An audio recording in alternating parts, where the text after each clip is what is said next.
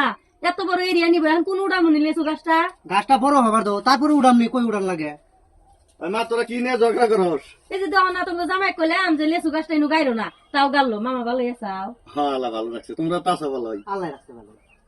তো এক কাম করো মামা আইলো এতদিন পরে তাহলে একটু মাছ মাংস নিয়ে হোগা কিছু রান্ধি মামা এক সপ্তাহ পর আইবো তার কারণে ডেলি ডেলি বাজার করে নিয়ে কথা হইলো নাকি তুমি নাকি কও কোয়াঙ্গ মামা এক সপ্তাহ পরে পরে মামা আইবে। আহে মামার কারণে কয়দিন পরে পরে যায় বাজার করে নিয়ে হান লাগে তুমি থামো এখন মামা কে নিয়ে গেছে আগে শুনি তো আমি আসি মা, থাক তোরা। মামা কে নিয়ে গেছিলা তুমি মা আইছিলাম তো একটা কিছু মনে করে, ওই যে তোর মায়ের মাটির অংশর ভাগটা ভাবছিলাম যে তোর মা তো চলে গেছে তাহলে ভাঙি রে দিয়ে আহি গে, আমিও বা কবে যাই তো বস্তুটা দিয়ে আহি। তো জামাই বাবা যে ওগুলো কইতেছে তো মা আমি আসি, মানে না মামা থাকুন না, থাকুন মামা যাই আসি, পরে তোরা ভালো থাকিস।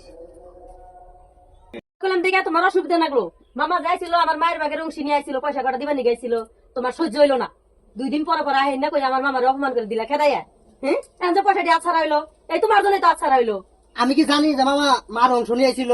যদি জানতাম তাহলে তো মামার ঠাকুর ঠাকুর করে রাখতাম আমি। তার মানে তুমি লুবিয়া যে যে ভুল করছি আমি, এই ভুলের কোনো সীমা নাই। তুমি একটু ফন্ডন করে মামার লগে কথাটা কইও।